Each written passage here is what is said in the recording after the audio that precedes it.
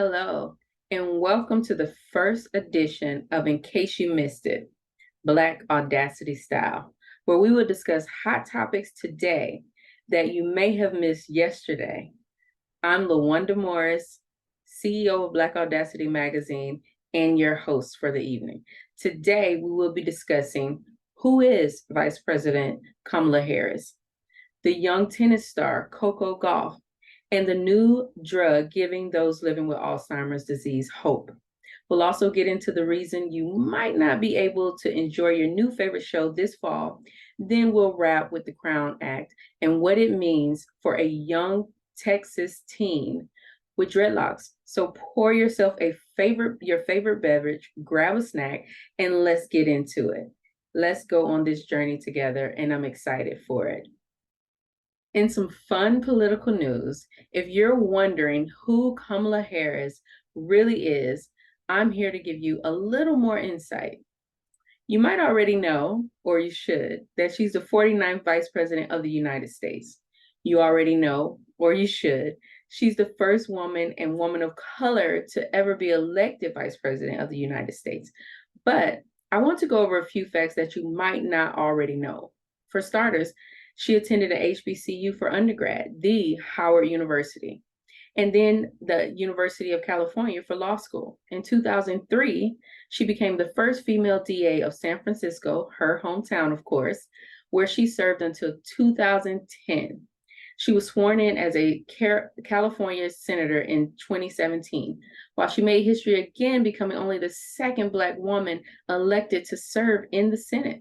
Despite all of her accomplishments, Vice President Harris would tell you that she is also a regular person, just like you or me.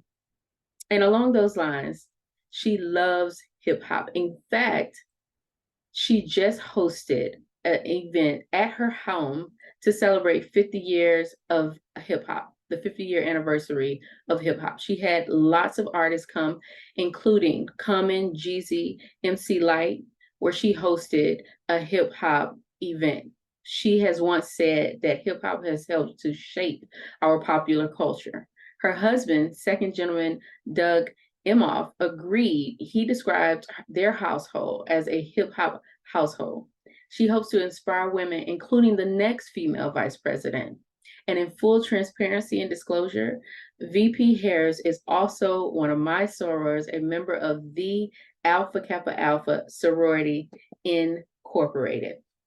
Now, in sports news, Coco Gauff, which I'm sure you've heard about, the American professional tennis player, at the age of 19 years old, she has won the Women's US Open. She forced a third set after taking it 6-3 in the second, which ultimately closed her victory. By the way, a tennis set is won when a player wins 6 games with a lead of at least 2 games. It, of course, was a star-studded event attended by the likes of Nicole Kidman, Kevin Durant, Spike Lee, just to name a few. Gauff continues to receive much praise, including from President Joe Biden and former Presidents Barack Obama and Bill Clinton. Serena Williams has also acknowledged Gauff with a post on her Instagram congratulating the team and tennis player. Gauff told CNN that it felt incredible to be on the same stage that she once saw Venus and Serena play, and that the Williams sisters inspired her to believe in herself and in her own dreams. We are so proud of you, Coco. Congratulations. And in health news, the Food and Drug Administration, or the FDA, has fully approved a new first-of-its-kind Alzheimer's drug earlier this year. The drug is reported to slow the progression of the disease. It is not a cure, but it is thought to be a major breakthrough. Most of us, unfortunately, have been impacted, whether directly or indirectly, by Alzheimer's in some way, shape, or form, as a total of about 67 million adults ages 65 and older have Alzheimer's. My own family has been impacted by Alzheimer's, so I'm looking forward to see how this new drug is going to help those living with the disease. In the clinical trials with over 1,700 patients, the results have shown the drug slowed down the illness by 27% over an 18-month period, with no prior drugs coming close to these results. This is a huge development. The new drug targets a specific type of protein in the brain that scientists have thought to be one of the causes of Alzheimer's disease. The drug, however, does have some potentially serious side effects, which you should discuss with your doctor prior to starting this or any other new medication. The price for the new Alzheimer's drug is, however, over $26,000 a year.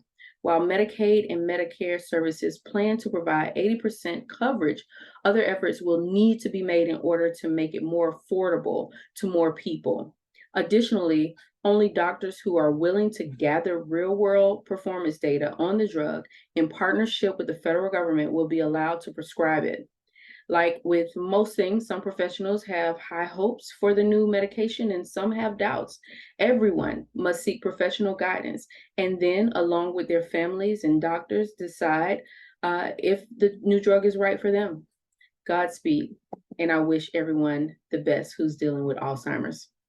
In celebrity news, Hollywood workers, including writers and actors, are still on a strike. The strike began earlier this year and it continues to this day with really no end in sight. The Writers Guild of America is asking for stricter protections against artificial intelligence, as well as larger royalties for their work, which is understandable. They're also demanding higher salaries and improved working conditions. The use of AI has been a worry for writers and actors for a long while now, but the Hollywood powers that be are saying that AI will not affect actor or writer pay, credits, or any other rights. The strike has put members out of work and in a financial bind. As a result, workers are forced to pick up temporary jobs to make ends meet. They're dealing with a financial crisis right now. And an insider told NBC News that there has been serious damage to individual guild members, and that if the strike keeps going, it's going to make significantly harder to produce content by the middle of next year. The entertainment industry is hit pretty hard with a lot of productions being put on hold, from Gladiator 2 to Mission Impossible Dead Reckoning Part 2, and popular TV series including Stranger Things and Yellowstone. I know you've heard of those. Warner Brothers Discovery has announced that the economic toll strike that it has had on the industry is over $500 million. Yeesh. That's a lot of money. Let's hope they come to an agreement really soon. And in culture news, a Texas high school student named Daryl George, a junior at Barbers Hill High School, has been suspended because of his hair locks. His suspension came the same week as the Crown Act was passed in Texas. The Crown Act is a law that prohibits race-based discrimination, which is the denial of employment and educational opportunities because of hair texture or protective styles, including braids, locks, twists, bantu knots, etc. George's mother, Dorisha George, says he has received multiple disciplinary notes and has been placed on in-school suspension for more than a week for wearing his locks in a ponytail, according to CNN. School officials told George that his locks hairstyle violated the school's independent school district dress and grooming code, which states that male students' hair will not exceed at any time and grow below the eyebrow or below the earlobes. George also received a disciplinary note for wearing frayed jeans, which are also prohibited by the same code. CNN reported that school officials told George he could change his frayed jeans, but he would have to cut his hair. After George refused to cut his hair, he was put on in-school suspension. He now faces being placed in an alternative school if he doesn't cut his hair.